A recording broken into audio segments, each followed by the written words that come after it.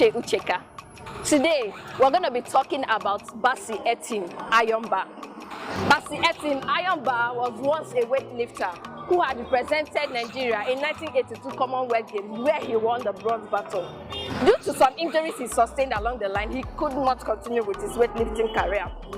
Oftentimes along this Ado road, we see Bassey Etim volunteering for community service. When he's not clearing gutters, he is sweeping the streets. And when he's not sweeping the streets, he's helping in traffic control. So we ask, what makes Bassey Etim do what he does on the streets of Naija? It's what Hustlewella is here to find out.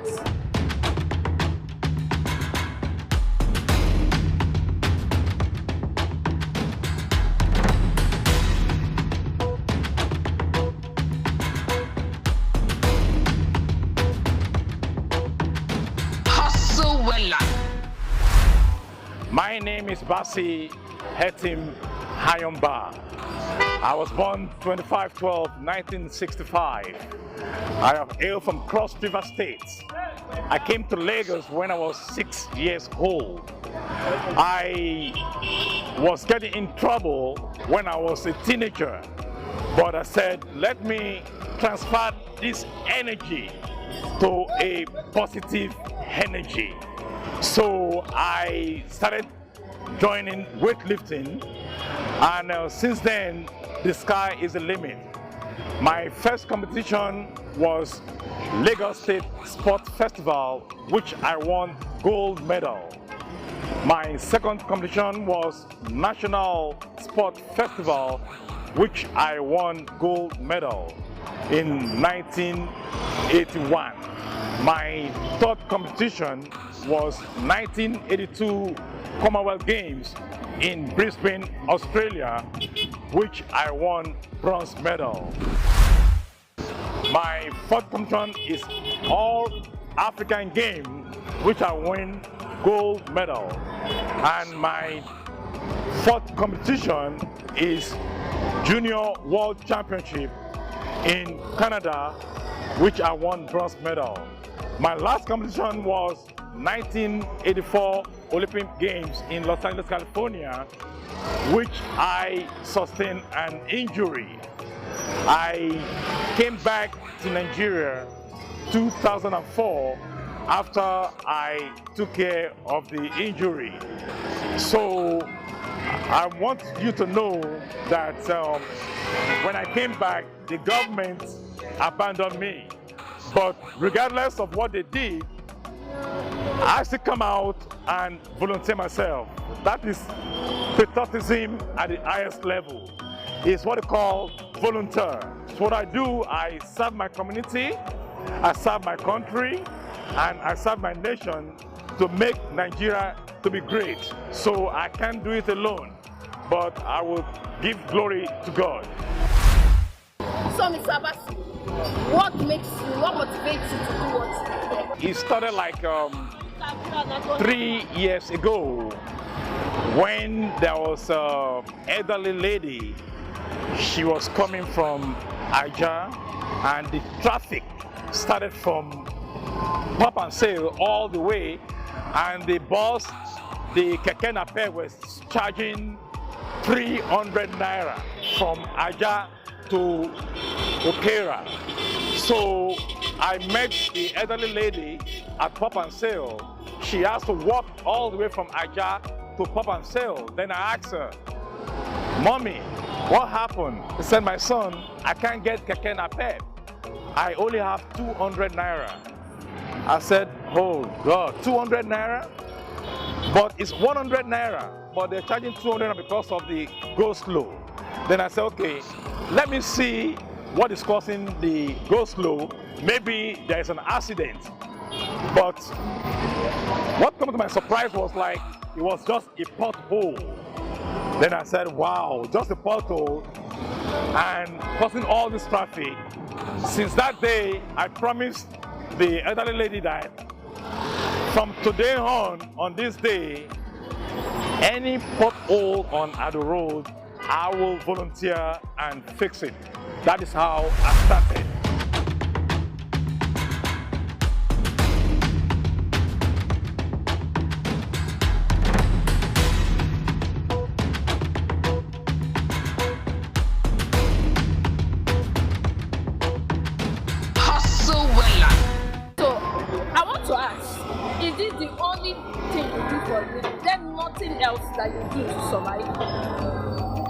Coming about the survivor part, is unbelievable because the workload, sometimes I'm here like 24 hours. Because why?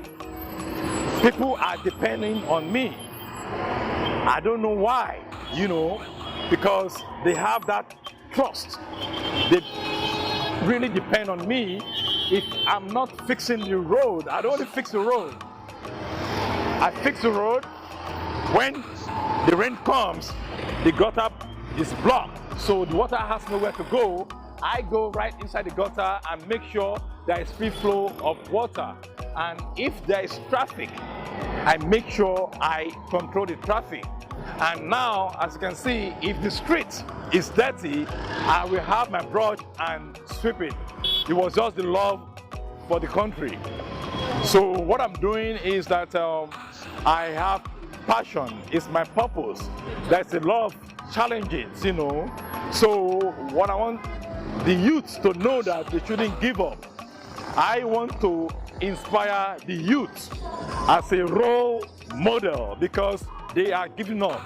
I can be anywhere in the world today. All I have to do, go to their embassy and get a visa. But I don't want to be a second-class citizen. In Nigeria, I'm a first-class citizen. And if I travel to another country, I'm contributing to their own economy. So Nigeria will be great. Do you get insults working on this road sometimes? And what challenge do you face being on this road? When I started on this road, first of all, they said, wow, this man is a madman. But as time goes on, they found out like, wow, it's not really a madman. Because why? It is a new thing that I'm bringing in. They have not seen this kind of patriotism before. So I have so many challenges. Spiritual attack, even the government themselves, they came arranged. Some army, I was beaten at Okera bus stop. I entered the gutter, they even make me to drink the water. But the next day, I came back on the road again. That was the day I discovered my purpose. My purpose is to serve God and humanity. I understand that nobody pays you for what you do. And I know that you are a man, you probably have family, you have needs and responsibilities. How do you cater for this need? Does this thing you do here help you survive? Well, I would like to use this forum to thank Nigeria for their prayer, for their support. What happened is they see what I do. Some people will appreciate, but some people will still appreciate, but it will take a long time. That is how I'm able to put food on my table to feed my family. But they will appreciate, but they must see the work. They just don't appreciate, but they must see the work. And that is how I put food on my table every day.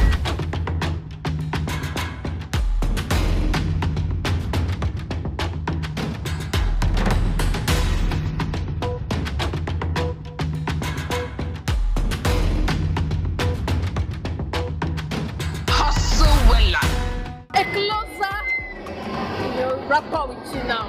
What about your family? Do you have a wife? Do you have children? Do you have siblings? Or anybody? Yes, I have a wife, but we have now got divorced. I have two daughters.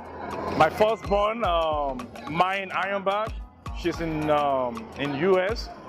She's in Florida. She's in the US Navy. She was born January 27, 1990. I have the second born in Koyo. She has two beautiful boys, so I'm a grandfather, So, and I have my family, my mother, she's in Cross River right now. We have 4 boys, 1 girl. My sister, she lives around Abidjan, and it's a great family. I'm very proud of them.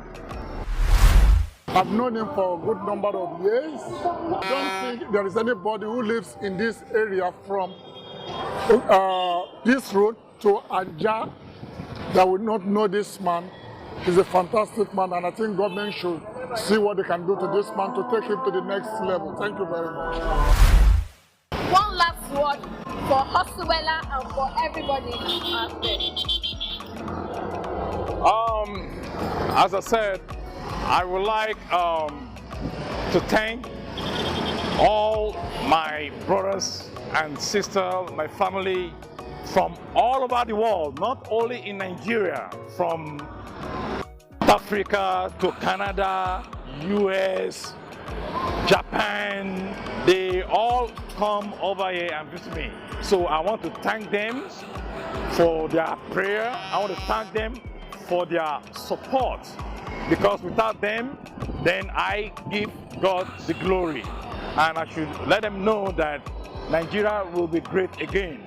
So I cannot do it alone. So I would like to thank Hustlewella, for what they are doing, and may God, be with them. To all my friends, my families and friends, I would like you to watch me on Hustlewella, because they make things happen. They don't wonder why things are happening. Please make them number one.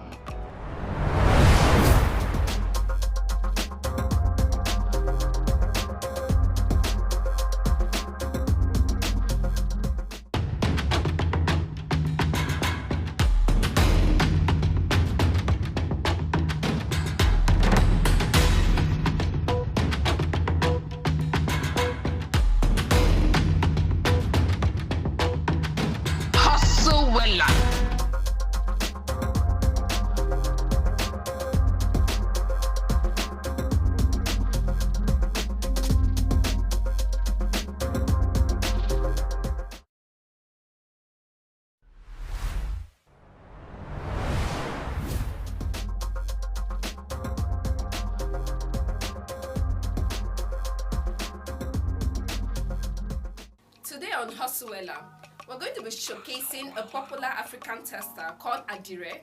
Adire is an act of African print common among the Abeokuta people in Ogun State, Nigeria, West Africa. As beautiful as what I'm wearing today is, we do not need a machine to make the design. It was manually made and handcrafted by this lady called Adegoke Adekemi.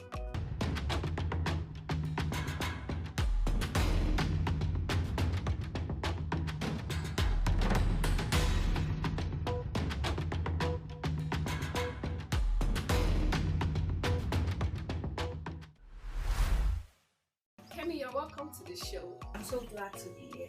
You're welcome. It's good to have you here. So, how did you come about the art of making adire? From childhood, I've loved creating things, and I could remember then when I was in secondary school, I used to save up my money to buy art materials, and I really love creating new things. And after school, I decided to study creative arts. So I studied creative arts and major textile design. So I learned the art from school. So after school, I decided to start work as a textile designer, and even after then, I decided to also go to 2 different places to learn the art of textile design, because I really wanted to do something unique with fabrics. I didn't just want to do the normal way that people dye materials. I wanted my prints to be very unique, and this is how I started.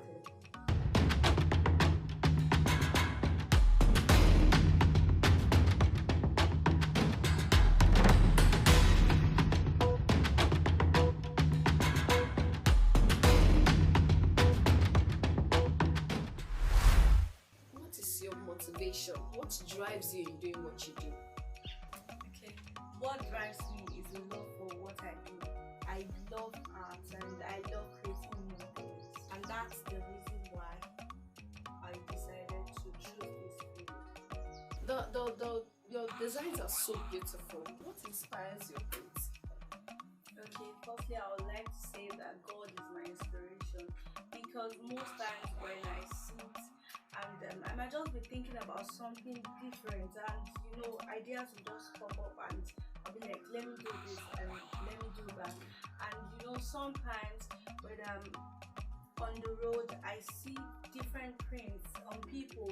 It might just be an Ankara print, but I just think about it that oh, I could do something like this, but something much more beautiful.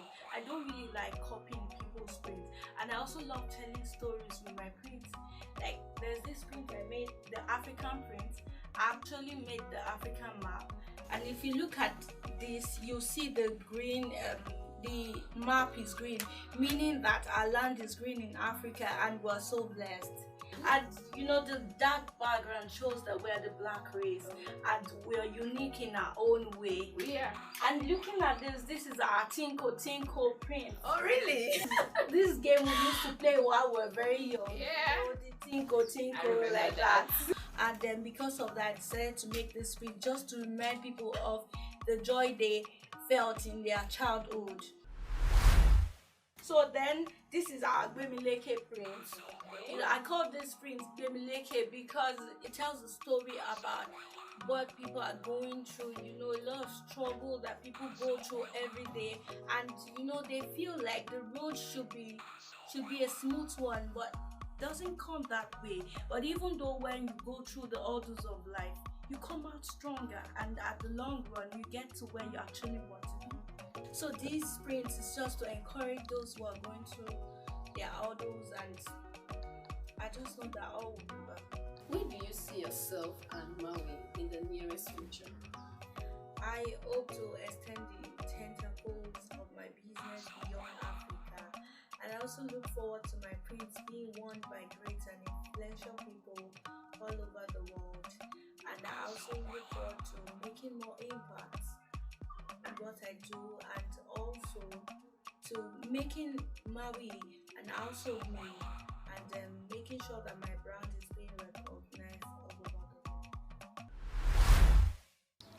I know that the art of making Nigeria is quite demanding.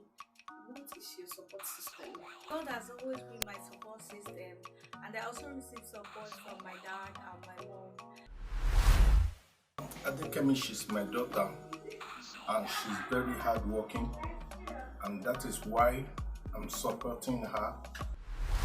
Kemi, thank you so much for being on Hustlewella today.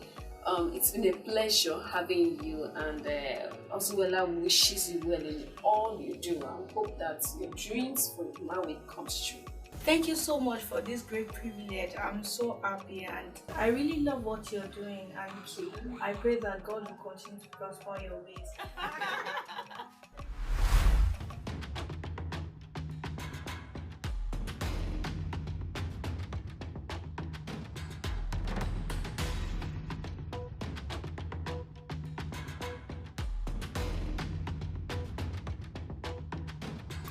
I am Adegoke Adekemi, the CEO of Maui. Hustlewella is a platform that supports budding entrepreneurs. That's why you need to subscribe to Hustlewella's YouTube channel.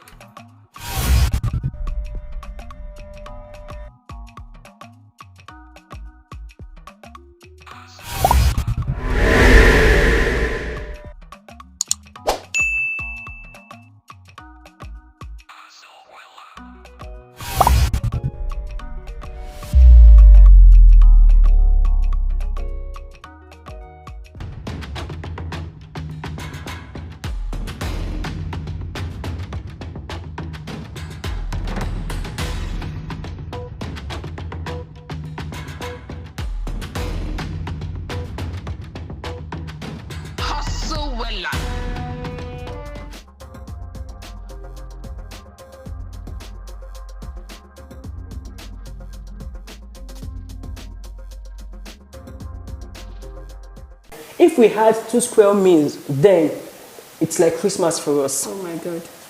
You know, having how much we're talking about 3 square meals. Hello, my beautiful Hustlewella family. It's your girl Uche Ucheka, and it's my pleasure to welcome you to another awesome episode of the Hustlewella Show. The Hustlewella Show is that beautiful show that brings you the hustle story of budding entrepreneurs and shine the spotlight on amazing individuals doing great things to positively affect their immediate society. On today's episode, I am bringing you the inspirational story of a power woman who is transforming the life of street kids with love. Stay tuned.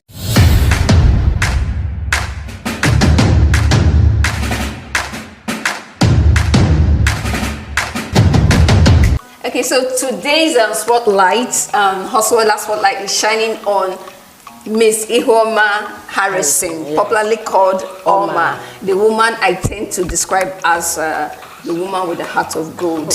And we welcome you to the Hustlewella Show. Thank you so much. Okay, so please introduce yourself to the beautiful Hustlewella family. Okay, I'm Ihoma Harrison, fondly called Oma. I'm the founder and director of Gifted Steppers Dance Academy. Oh, it's a pleasure to have you here. Please tell us more about Gifted Steppers Dance Academy. The Gifted Steppers Dance Academy is an academy that uses the arts to reach out to every disadvantaged kids, street kids, kids that are displaced, kids that have nowhere to stay. We use the arts to empower them, we use the arts to feed them, clothe them, educate them, and provide accommodation for them. Because it's also the same art that God used to find me. Wow. Okay, so can you tell us a bit more about this finding, the whole journey that led you to this foundation? Okay, yeah, I'll never forget. I remember when, while growing up, my dad died, and few months after he died, when we were sleeping early morning by 5 a.m., the caretaker just came with policemen banging at our door.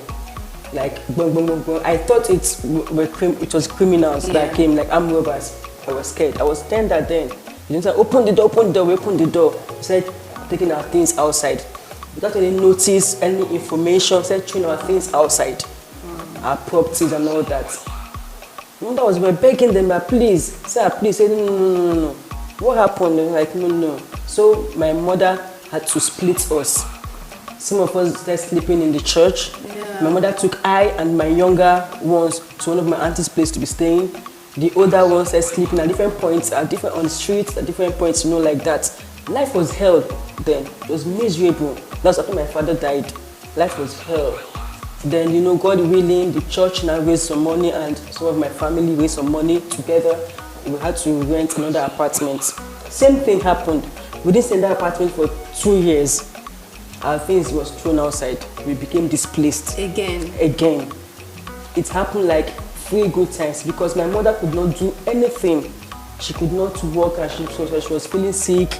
The loss of my dad and my elder sister died also. So everything was just like her world was about to crumble. She could not work. She was just falling sick every time, She wouldn't do anything. Then I joined a dance group. Okay. In the church, St. Anne's Catholic Church. Started dancing in the church like that. Then somebody came, like, he picked some of us that you can dance well. Go and join a professional dance group. That was how he took us to a professional dance group into theater film production. I started dancing there, I didn't stay there for like 3 years. Ahead of the national troupe audition, National Theatre. That was how I went to the audition. We were close to 1,000 or more, if I'm not mistaken, that came for that audition. 40-something was selected, and I was among those that was selected. That was how I joined the national troupe. I started dancing. God started using the art to send me to school, to help my family, to feed myself, to clothe myself. Then I said to myself, since this art could help me, since God used this art to help me, then every less privileged kids that was once like me can still benefit, can still be clothed, or can still go to school through the arts. I started reaching out to every street kids with their parents' consent. They release them to me, I send them to school, I train them. Those that were sleeping outside, some were sleeping in the bus, I bring them, I accommodate them. Those that wasn't going to school, I send them to school and all that. I using the arts to impact lives. Disadvantaged kids that was once like, I knew what if we had 2 square meals, then it's like Christmas for us. Oh my God. Having how much we're talking about 3 square meals. It was out of the dictionary, out of the box. 2 square meals, we have it, it's a miracle to us. We're having 1 square meal, and whatever we see, we eat. We were displaced. Life was difficult for us until God helped me through the art. And I said, Oma, this same art, you must use it to touch every other souls out there.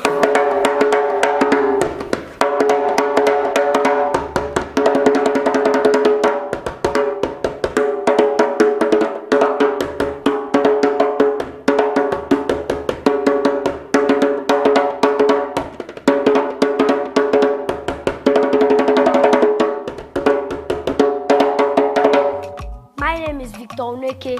I'm 9 years old. I want to thank Antoma for bringing me out of the ghetto. And without Antoma, I'm nobody. The things I used to do before, now I know how to do it again. Like that time, I used to no food for us to eat. I'll go and pick iron and sell and use it and eat. And now, I love Antoma and I will try my best to make her proud. You know, I've read about your story, but hearing it from you directly, it's turning up a lot of emotions in my heart, and I must commend you for what you're doing. Thank you. Okay, so now before I come to how you cope with all the things that you do, these children that you get them, are they all naturally talented when you meet them, or how do you put in this gift of art in them if they are not? Yeah, some of them wasn't talented. I trained them, you know, took a lot of time training and all that, you know, days, months, years, like training them. You know, they started knowing how to act, knowing how to dance, knowing how to drum, and it's all training. You know, when you catch them young, it will be easy for you to mold them. If it's an adult, it might take you like to start teaching an adult how to, but a kid, when you teach the child how to dance, how to act or drum, it will be so easy. Though it will take a lot of time, but it will be so easy. All right, so you feed these children, you house them, you clothe them, you send them to school. How do you fund all of these operations? Yeah, it's not easy at all. It's not easy. They are now 30. Wow. It's not easy, you know. First of all, like if you see the words now, we have listen, I teach them, you know, the spellings. Some of them, like 60% of them couldn't read when they came. They couldn't identify A or B or C or putting two-letter words, two alphabets together to form two-letter words like that. They couldn't. I started teaching them. It wasn't easy.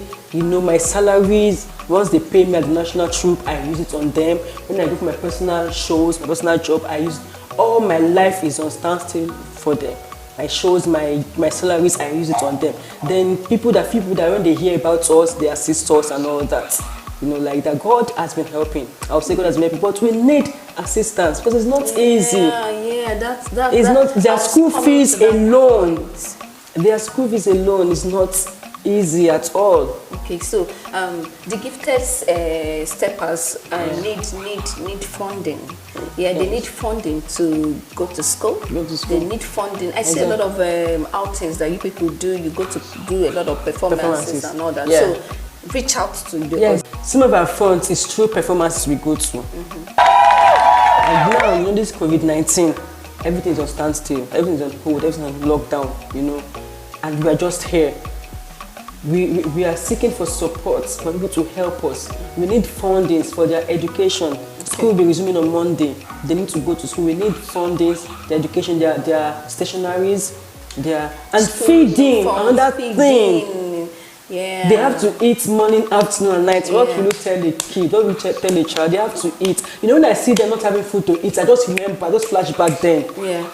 And you know, they need to eat to be stable mentally, to be stable educationally, they need to feed. We need. Okay, so we're appealing to, if you're watching this video now, we're appealing to our audience out there, anyone seeing this video. The gifted steppers are in need of funding to help them with their education, their feeding. The amazing work that Miss Oma is doing here needs funding. So please reach out to them. Hi everyone, my name is Gift Oneke. I want to tell Antoma a very big thank you for picking me out from the ghetto, sending me to school, giving me food. Before I don't have food, we were on the street. We used to pick food on the floor and eat. My mommy don't have anything to eat. But I want to tell her a very big thank you, that God will reward her, that God will bless her. Everybody, I want to be a professional dancer, and I want to do what Antoma is doing. I want to reach out to other less privileged children. So please help me, support my dream. Donate things to gifted steppers. We need your help. Without your help, Antoma can't stand alone. We'll be putting up their account details in the description of this video and on the screen. So thank you very much. We believe that help is coming. Amen. So well done with what you're doing. Thank you and so much. Before I let you go, I want to ask, what do you want if you are able to get the right fundings and everything? What is your dream for what you're doing? What's your where do you want to take all of these things to? My dream, first of all, is to have a bigger place where we would not have any fear of the landlady or landlord coming to trouble. Because here that we are, the landlady is troubling us so much. She doesn't like the artwork we hung on the walls that's going to destroy her walls and all that. She doesn't like the fact we rehearse here that is spoil outside. So we need a place of our own. And our dream also, our vision, our aspiration also is to have a free school where kids outside that couldn't go to school can come to school also. Like there are some kids living opposite this compound, sleeping at that uncompleted beauty. They keep telling me, Auntie, in Yoruba, that if I want to be going to school also with your kids. I'll say, okay. Deep down in my heart, I know I can't help them, I can't send them to school because even the ones living with me, I'm still struggling to pay their school fees. But if we have a free school, it will be easy for them to come. And it will be easy, it's just to get teachers. Be paying teachers and not paying, because paying each of them, 30 of them, their school fees, it's in thousands, you know, hundreds of thousands, yes. Yeah. It's not easy. So our plan is to have a space of our own where we can have a school, a free school, where the kids can go to school, other kids outside can also come. Where we also have a hall in that same compound. Like now, I sent some of them to learn fashion designing. Some of them are sewing now. Some of them are making shoes. I send them to go and learn shoe cobbling, how to make shoes. Some are making hair, you know, just like that. So our dream also, when we have our space of our own, we also have a hall, like where monthly or every Saturday we can invite people from outside, kids that are disadvantaged from outside, to come and learn different skills of their choice. I can make soap, detergent, liquid, you know, different things. Different section, the hair making section, the clothing section, the shoe cobbling section, and the soap making section. They will come and learn at a tender age to empower kids out there. So that's our plan, to have a space of our own where we can achieve all. My name is Ajayi Orioluwa. I want to appreciate Auntie Oma for what she has done for me, from bringing me out from the ghetto life I was before, for taking me to school, giving me clothes, feeding me. She used to allow me to eat morning. We used to eat morning, afternoon, night, for taking care of me. I want to appreciate her so much. I'm very happy. I'm so excited. I want to be here. May God bless her for me in Jesus' name. God will reward her in the mighty name of Jesus. She won't regret it in the mighty name of Jesus. Yes. You are a real life hero, and you are such an inspiration to all of us. You know, I'm just beginning to wonder. I see that even in the midst of you not having so much, you know, I still see gifted steppers doing a lot of humanitarian services. How do you handle all that? In fact, this has been a question I can't answer. When people ask me, I say it is God. Someone was telling me that, oh my, it's like you have too much money. I said no. I see you helping people, sharing food out there to the community. Yeah, I see you. Whatever anybody gives to us, I have to split it and share to outsiders also. Those not in this residence with us, I share to the communities also, because I know I can also feel their pains. You've been there. I've been there. I can also feel their pains. I'm not helping because I have the money or I have everything that I give. No, because I've once been in need. I've once been hungry. I've once stayed without having good clothes, no good shoes to put on. Yeah. So I know what it feels. That's why I must. Whatever. If you today give me 500, I must share it, and that is how God has been helping us. Well done. Well done. Good job on what you're doing. Thank you so much. It's been a pleasure having you on the Hustlewella Show. I would say thank you, Mom. Okay, so we're going to take a short break where the children are going to do a long dance in honor of Miss Oma Harris.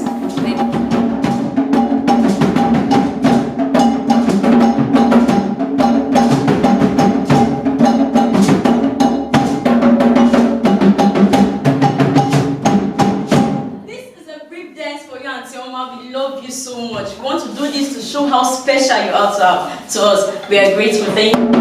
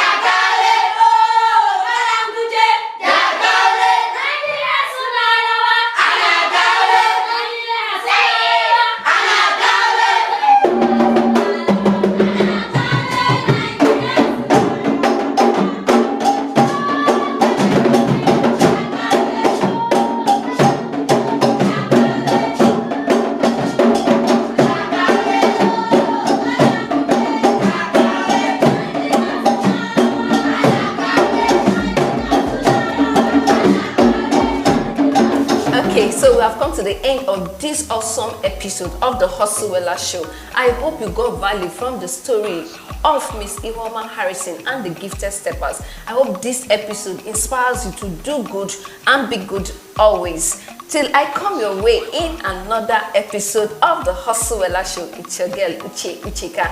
If you have not subscribed to our YouTube channel, please subscribe so that you have access to more awesome hustle stories of budding entrepreneurs. And kindly follow us on all our social media platforms on Hustlewella on Instagram, on Facebook, and on Twitter. It's your girl Uche Ucheka. Hustlewella.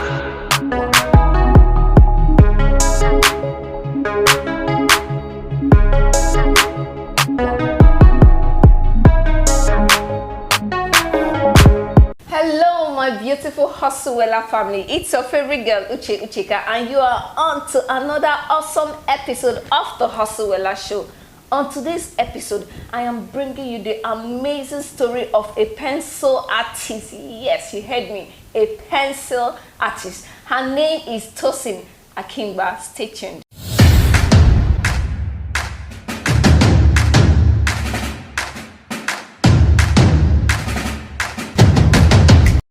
Tosin, you are welcome to the Hustlewella Show. Thank you for having me. Like, it's a pleasure. I've been looking forward to this interview because I'm actually very much intrigued by your work. Wow. Yeah, so I'm happy to have you here. Thank you for the opportunity to have you on the show. Thank you for coming. Okay, so let's, my beautiful audience out there, meet you. Hello, everyone.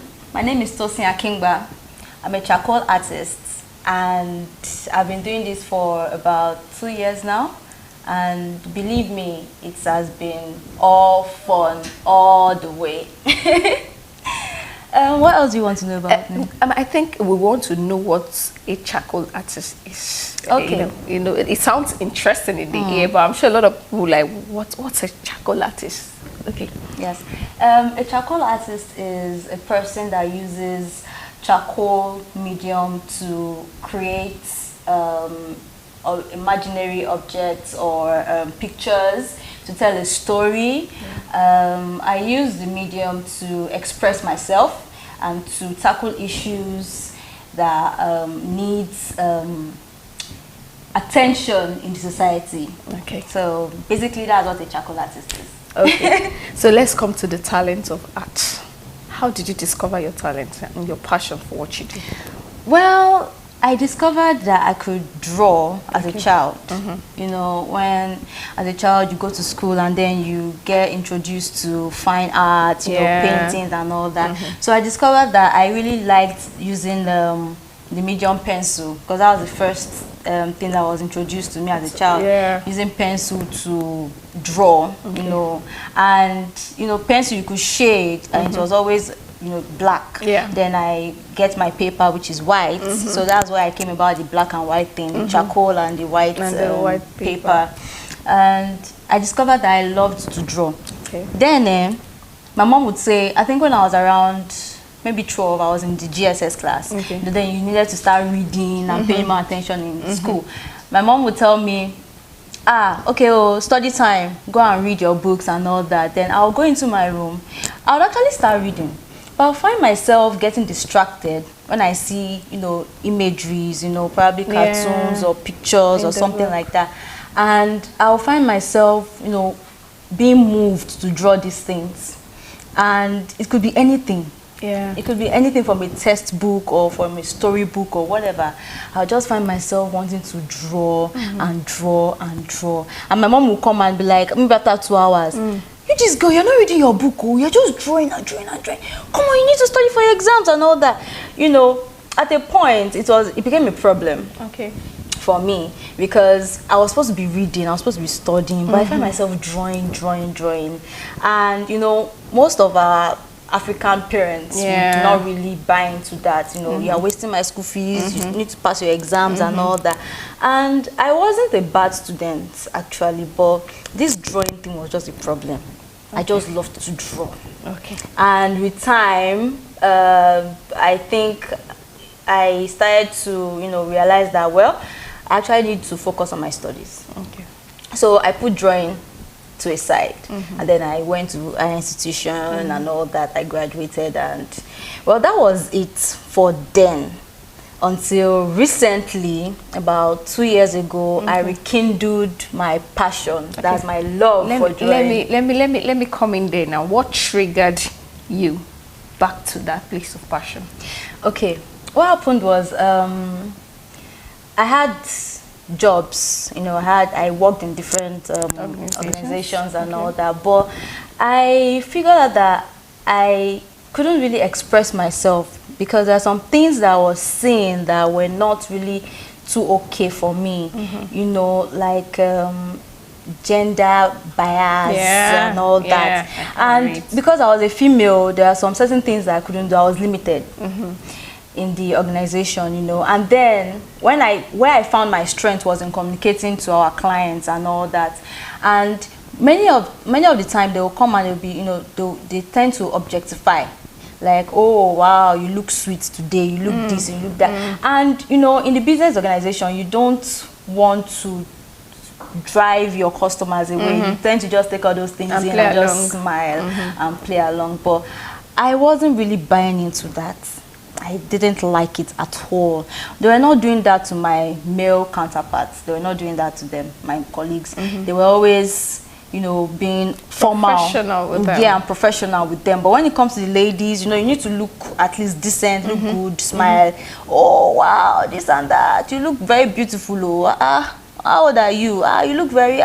This your bosom is nice. You know, you know, wanting to like objectify. You know, and there was more to me than me looking good. Exactly. And smiling and showing my teeth. Yeah. You understand? Yeah. So I discovered that I started in my free time, I would jot things down, and then I would use my pencil, because we had pencils, to like draw, you know, just to express myself. And then I discovered that, you know what, I have this talent to draw. I threw it away. So I need to like go back to that and, you know, reform myself and probably use this thing to express myself. I wanted to pass out messages, you know, across to people. I wanted to, you know, things that I couldn't really say with my mouth that will seem, that will seem rude. So I prefer to express with my art. Okay, so I want to come in there because I've seen your work. I've seen you express yourself, like you say, and the certain ills in the society with your art. So can we tell me about those things you use art to address in the society? I know that you talk about women a lot, so let's hear you, the things in the society that you use your art to express. Yes, some of the things are standing up for the rights of women, because I'm a woman, so I can really relate to the struggles of women in society. I use my art to address abuse to women in society. I use my art to address other issues like should I say sex for grades? Oh yeah. You know, victimization and things that really affect women generally. Because in society today, it's not a lie, it's something we see clearly. We find that women and men do not have the same opportunity, they don't have the same, should I say, rights. Personally, I still think it's a man's world. You see? Yeah. Yeah, still facing it. So I tend to, like, you know, bring up my own idea. Okay, you know what, this is what is happening, this is what I see. I don't know about other things that I'm not aware of, but what I am aware of, you know, the abuse, the victimization, the objectivity, you know, and the subjecting women into certain levels that are not really that okay. Do you understand? I tend to use my art to, you know, express them and, you know, highlight those issues. You know, looking at your work right now, you know, I'm intrigued by how detailed you are. You know, you seem to draw from the heart. Sometimes I can't differentiate between your drawing and the real picture. And I'm wondering, is it an artwork or they took a picture? Is that real? Of course. how did you get to that level? What did you do to develop yourself to that point? The Tosin, the young teenage artist Tosin, and now the professional artist Tosin. What did you do to develop yourself to the point where you are right now? First of all, I had to drop all the baggages I was carrying. And for me, then it was me working for my firm, you know. I had to, because if you want to go into art, it's like a full-time thing. You can actually do it part-time, but you know, you'd want to, you know, at least for starters, you want to put all your time and effort and energy and everything. So I had to, what I did was I quit my job.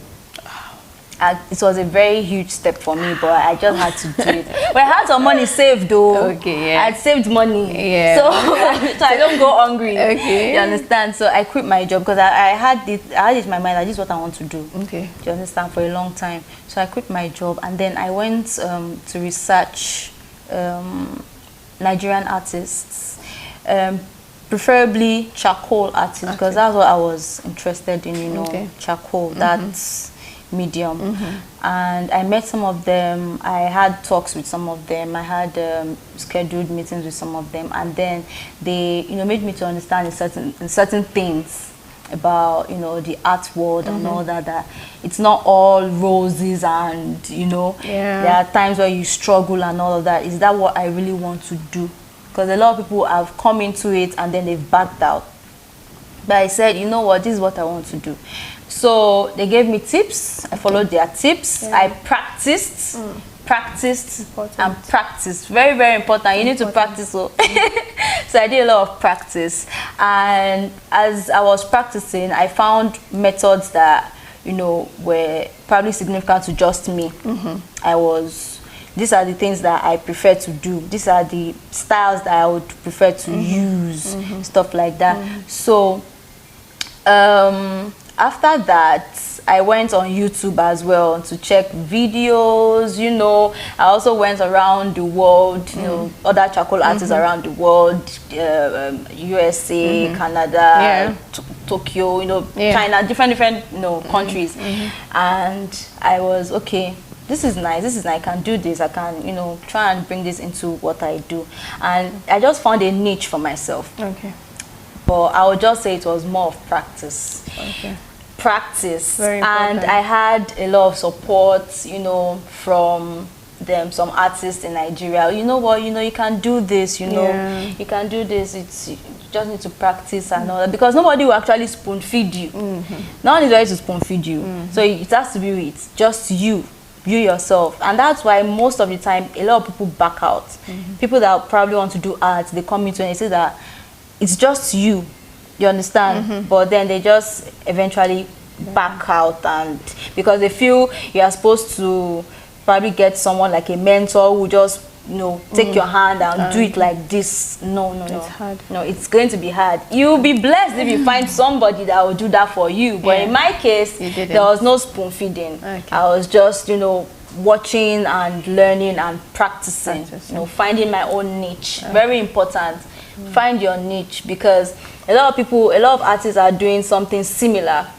What can you do that would be different? That'll make you unique. Yes, that'll make you unique.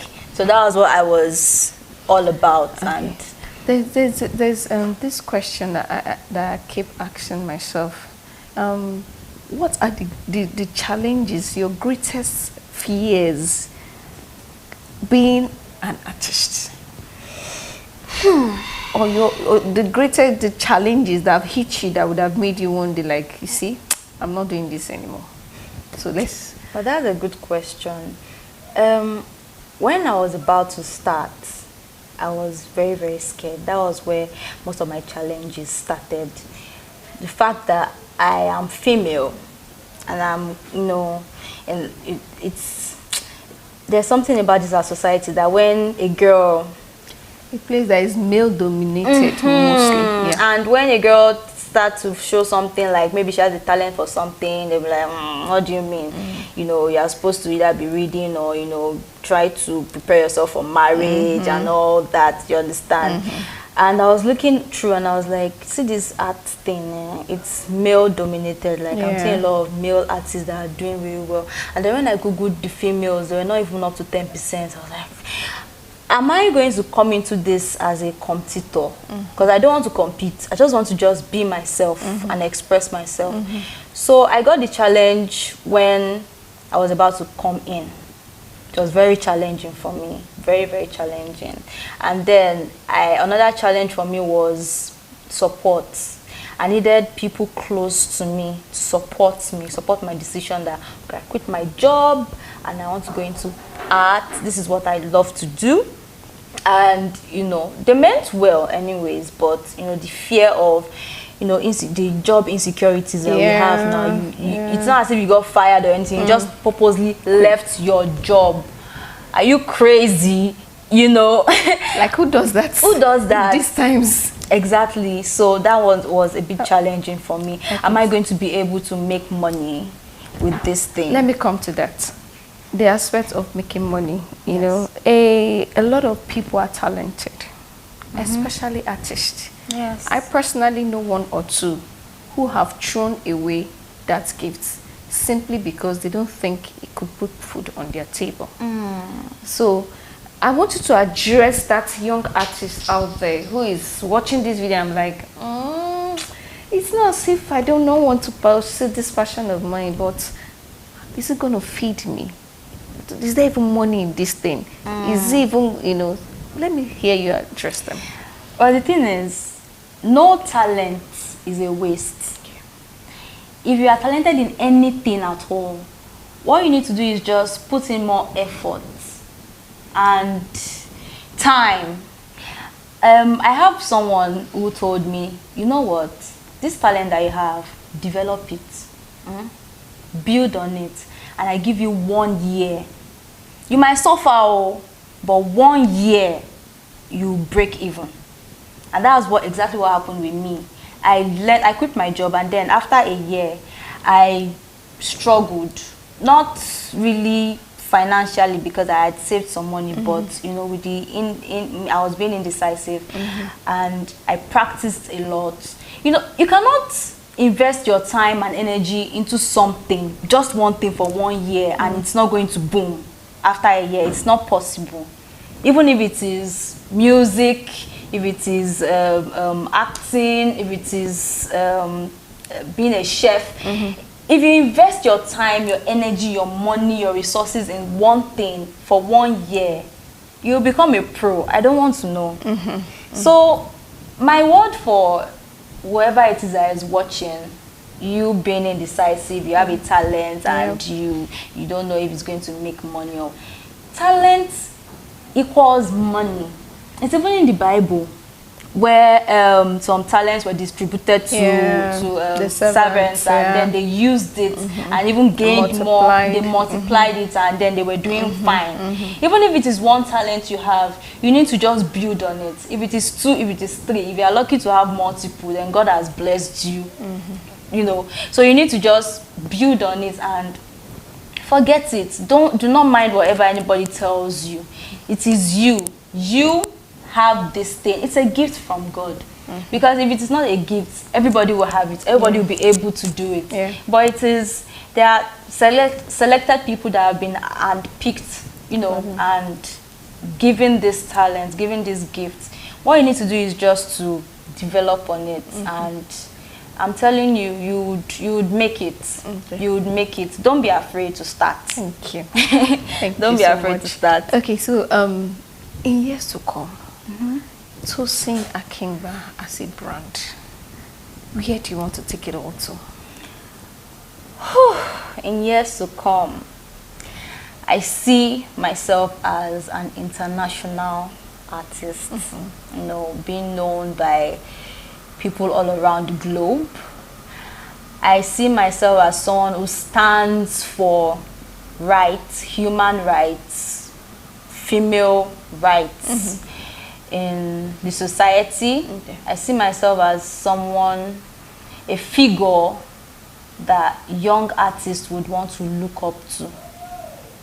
I see myself as someone who would carry a lot of people along along as my journey progresses. And that's, I just want to give back to the society. Thank you. You know, Thank you. That's just it. Thank you so much. Your story is an inspiring one. Thank I know that a lot of young artists out there are going to find courage in your own story and pursue their dreams. Yes, please. Yes. So, thank you very much for being on the show. Thank you for having me. Honor having you here. Oh, thank you. Okay, so my beautiful people, Tosin Akingwa, the charcoal artist, has shared her story with us, and I hope that you got value, like I did, from this episode of the Hustlewella Show.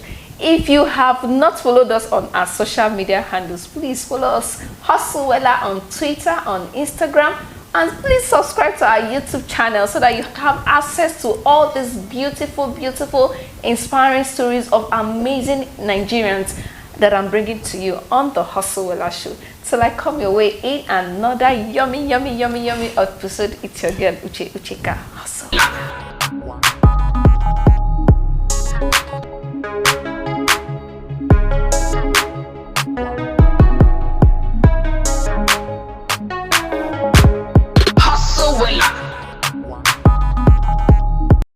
You are welcome to another episode of the Hustlewella Show, the show that brings you the stories of budding entrepreneurs and shine the spotlight on engaging individuals in our society. In today's episode, I'm bringing you the thrilling story of Ihuoma Akubeze, known as Portable in the streets of Aja. She's a woman thriving in a traditionally male-dominated area, and her story is quite inspiring. My name is Uche Ucheka, and this is the Hustlewella Show. Enjoy. Hustlewella.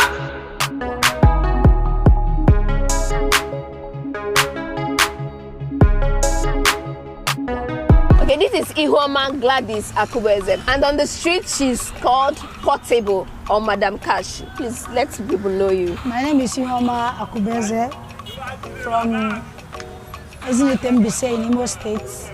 I'm a keke rider. I started work 2018, so I think I've been doing well since then till now. Okay, so Ihuoma, tell me, how did you come about being a keke driver? Where did it all start from? Well, it started from, there's this my friend, before I worked at a fuel station. So I come across this guy, he's my friend. He do normally come to my pump to get fuel. So along the line, I asked him about the keke business. So he introduced me to it. Like, first at the initial time he said I cannot do the work perfectly because I'm a woman. So I was like telling him the possibility of not doing it is not there, that I will try, that I think I will do it because I know how to drive bike perfectly well. Yeah. So he said driving bike and Marwa is not the same thing. That he doesn't think I can do. I said, well, just try and teach me first. Let me just learn it first. Yeah. After learning it, I will see if I can or if I can't.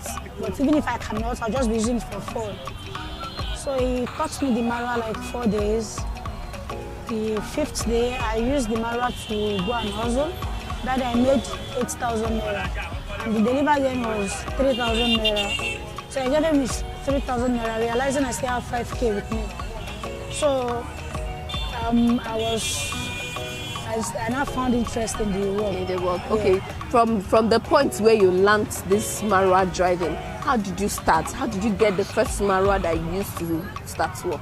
Well, being a woman, it's not be very easy on the streets. I understand that. So I went to different parks, Olumego here, Ado, Ilaje, to tell them to give me a keke, but they refused because I'm a lady, but I will not be able to meet up with the amount. Yeah. So, and I said, okay, and I start sharing keke with the guy.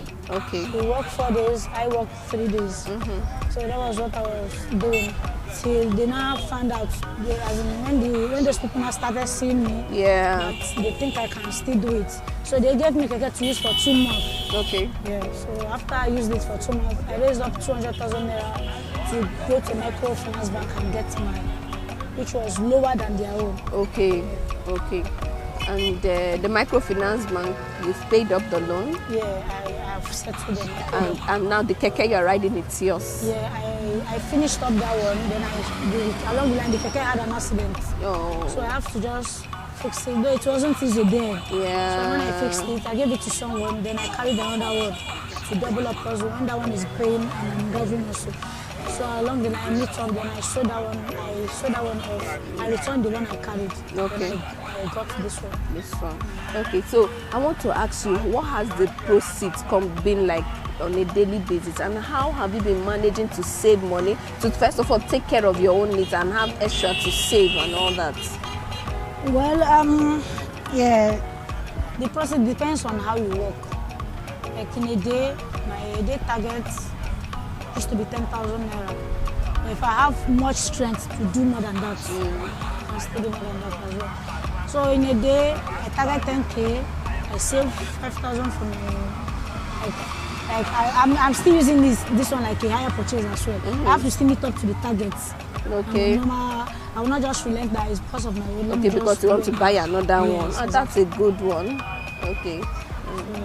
So you save like 5K daily, and then wow, that's good. I want to ask you, how has the street treated you as a woman? Very hard, but being a strong lady and a famous girl in the streets, well known, so I'm not really finding it difficult. I found it difficult at the initial time, but now I think I'm used to the streets. So how do you handle the touts? How do you handle the street lords and then the various difficult clients that may want to intimidate you because you're a woman and all that? Okay, talking about the touts, I realized they love people that show them love. So at a point in time, I got to know that if I should do this, they will still give me some free hands, like still pamper me or pet me like a lady. So what I normally do is Sundays, not all time, as in Sundays like this, I get all this action bitter, or any alcohol drink, all this hard drink. So I will just get like 5, I'll give one at Kado, give 2 here, like share it all. Give to them. Yeah, so with that one, even if they see where they are even fighting me, they will react, don't you know how she's not there, at time they even fight for me. Wow. So me and them, we are just one. Wow, that's quite interesting. Okay, so I now want to ask you, you know, the way you dress, you know, when they see you as a tomboy, you act like a tomboy. Yeah. So what's your life like outside when you're not and I'm not at all driving keke? Yes. Well, right from time, though I do play, but I was once a footballer. Okay. So I see that one is not favorable. Like, you will go and play and it doesn't come all the time.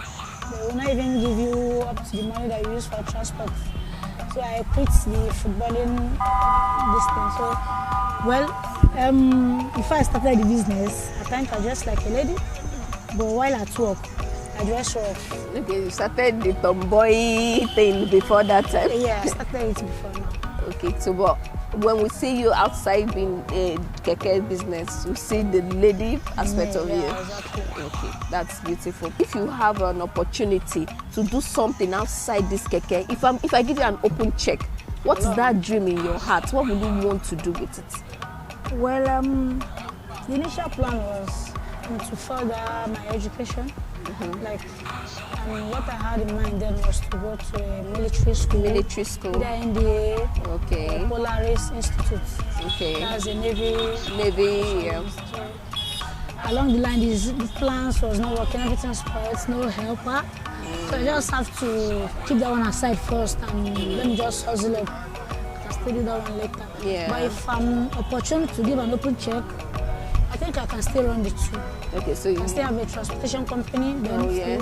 So you want to have a transportation company. You want to be renowned in the transport industry, and you also want to have a chance in the military. That's very good. Thank you for being on Hustlewella. I want you to give a shout out to your guys and also give a shout out to Hustlewella fans out there. All thanks to niggas on the street for having gotten my back. I thank the guys.